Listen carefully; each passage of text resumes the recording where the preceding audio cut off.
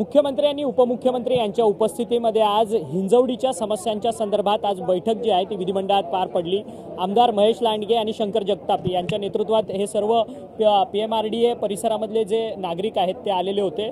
महेश लांडगे आपल्याबरोबर आहेत। Mahesh लांडगेजी, water park झालंय हिंजवडीचं, खरं तर काही मिलीमीटर पाऊस पडतो आणि रस्ते संपूर्ण भरतात आणि एखाद्या वॉटर पार्कमध्ये आपण प्रवास खेळतो त्या पद्धतीने लोक प्रवास करत असतात।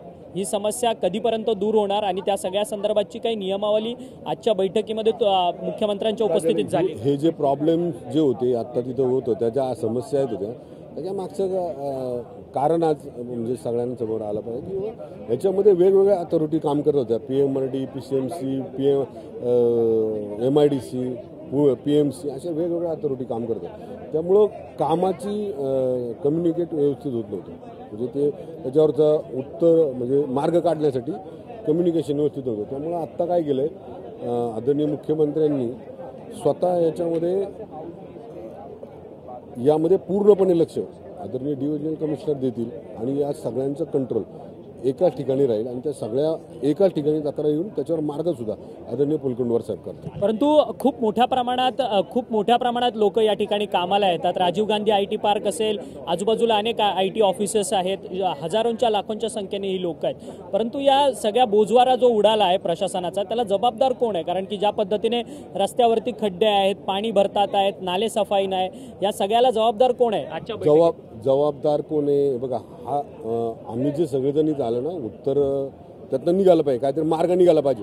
आरोप करण्यासाठी नाही आलेलो, एक लक्षात घ्या, कोण आरोपी आहे, कुणामुळं ते झालं नाही, याला जबाबदार कोण, याला असं म्हणता येणार। मी तुम्हाला पहिलं सुरुवातीला सांगितलं, एक 4-5 संस्था ज्या आपल्या अथॉरिटी आहेत त्या यामध्ये काम करत होत्या, त्यामुळं प्रत्येकाचं कम्युनिकेशन होत नव्हतं। पण आता कम्युनिकेशन करणं यांच्यात सगळ्यांच्या मध्ये आदरणीय डिव्हिजनल कमिशनर याच्यामध्ये पुढाकार घेणार आहेत आणि सगळे एकाच ठिकाणी होईल। त्यामुळे याचे प्रॉब्लेम लवकर सॉल्व्ह होतील। बघा, वेळेवर सगळ्या गोष्टी झाल्या तर प्रॉब्लेमच होणार नाही, पण त्या का नाही झाल्या, कशामुळे नाही झाल्या हे आपण नंतर त्याच्यावर चर्चा। पालकमंत्री काय लक्ष घालत नाही का तुमच्याकडे? कारण की ज्या पद्धतीने तुम्ही म्हणतात होते आता मीटिंगला, नाही पण पालकमंत्री यापूर्वी देखील तुमचे राहिलेत, गेल्या अनेक वर्षांपासून अजितदादा आहेत, पण त्यांनी आज ITNचे जे प्रॉब्लेम्स आहेत त्याच्यासाठी आलो होतो, तुम्ही विषय दुसरीकडे घेऊन चाललाय।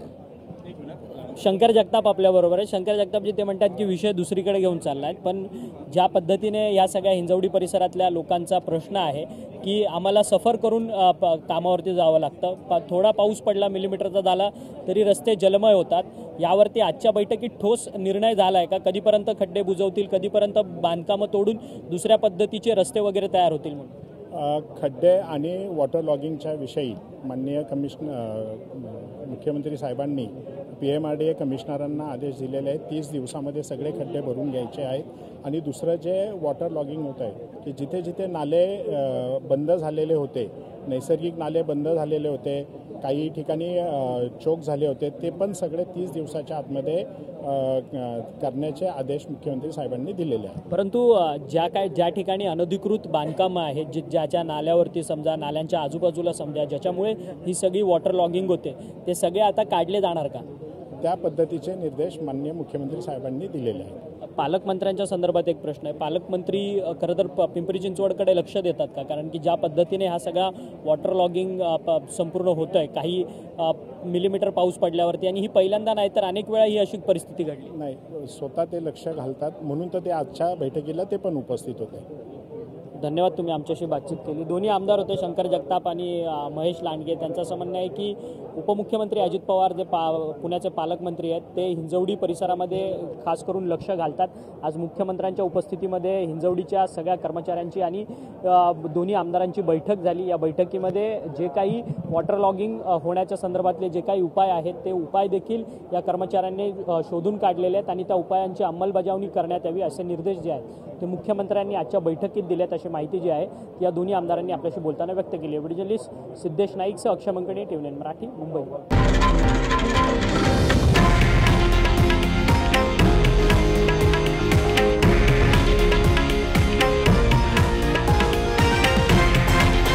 हे आहे देशातील नंबर 1 न्यूज नेटवर्क आणि आपण पाहत आहात TV9 मराठी, एकमेव।